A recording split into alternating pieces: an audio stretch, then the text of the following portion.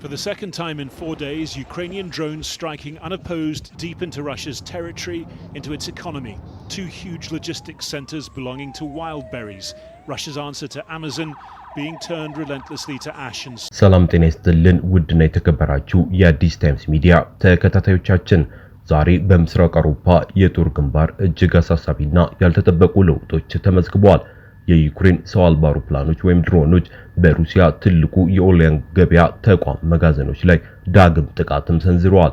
በደቡብ ምዕራብ ሩሲያ የሚገኙና በቢሊዮን ዶላር የሚገመቱ የሎጂስቲክ ማዕከላት በድሮን ድብደባ የተመቱ ሲሆን የሰው ህይወት መጎዳቱንና ከፍተኛ ውድመት መድረሱም ተረጋግጧል።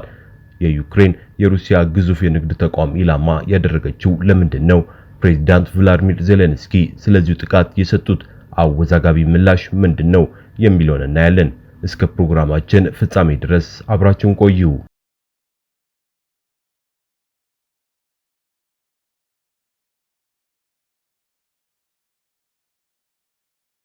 ትልቁና በሺዎች የሚቆጠሩ ሰራተኞችን በሚያስተዳድረው የኦንላይን ቸርቻሪ ኩባንያ ዋይልድቤሪስ መጋዘኖች ላይ የተፈጸመው ጥቃት በሩሲያ የንግድ ማህበረሰብ ዘንድ ትልቅ ድንጋጤም ፈጥሯል።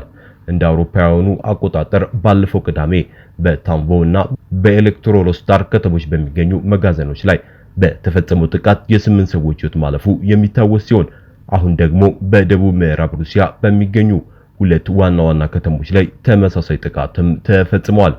በዚህ ሁለተኛ ዙር ጥቃት በትንሹ 15 ሰዎች መጎዳታቸውን የክልሉ አስተዳዳሪዎችና የኩባንያው መስራች ገልጸዋል። ጥቃቱ ከተፈጸመ በኋላ በመጋዘኑ ውስጥ የነበሩ በሺዎች የሚቆጠሩ ሰራተኞች ከአካባቢው እንዲወጡም ተደርጓል። ዩክሬን ለምን ተራ የንግድ መጋዘኖችን ኢላማ አደረገች የሚለው የብዙዎች ጥያቄ ነው።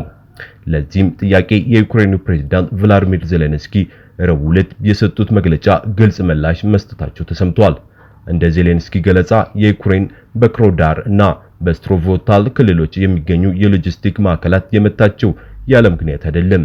እነዚህ ማዕከላት ለሩሲያ ጦር ሰራዊት የድሮን ክፍሎችን፣ የአሰሳ መሳሪያዎችንና ሌሎች ወታደራዊ ቁሳቁሶችን በማቅረብ ሂደት ውስጥ ቀጥተኛ ተሳትፎ አላቸው ሲሉም ተናግረዋል። ይህ የሚያሳየው ዩክሬን አሁን ላይ በሩሲያ ወታደራዊ አቅም ላይ ብቻ ሳይሆን ለጦርነቱ ድጋፍ ይሰጣሉ የምትላቸውን የሲቪልና የሎጂስቲክ መሰረተ ልማቶችን ጭምር መስመር ለማሳት እየሰራች መሆኑን ነው ይላሉ ብዙዎች። በሌላ በኩል የዋይልድቤሪ ኩባንያ መስራች ታታኒያ ኪም በጥቃቱ የተሰማቸውን ጥልቅ ሐዘን በቴሌግራፍ ገጻቸው ላይ ገልጸዋል። ታታኒያ ኪም በክሮዳር እና በስትሮፓል ክልል በሚገኘው የኖሚሚስክ ከተማ ባሉ የሎጂስቲክ ማዕከላት ላይ ጥቃቱ መፈጸሙንም አረጋግጠዋል። በተራ ሰዎች በሰራተኞቻችንና ስራቸው ላይ ብቻ በሚያተኩሩ ሰዎች የሚፈጸሙ ጥቃቶች የሚፈጥሩት ስሜት ለመግለጽ ቃላት የሉንም። ነገር ግን እነዚህ ሁኔታዎች በጣም አስፈላጊ የሆነውን ነገር ያሳዩናል። ለሰዎች ጥቅም ስንል የምንሰራውን ስራ መቀጠል አለብንም ብለዋል።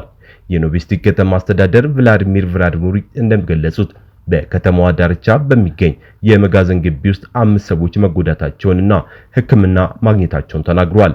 በተመሳሳይ በክሮዳር ክልል አስተዳዳሪ ቪላድሚር ኮኖቪት በበኩላቸው በክሮዳር በተፈጸመው ጥቃት 10 ሰዎች መጎዳታቸውንና የሶስቱ ሁኔታ አሳሳቢ መሆኑንም ይፋ አድርጓል።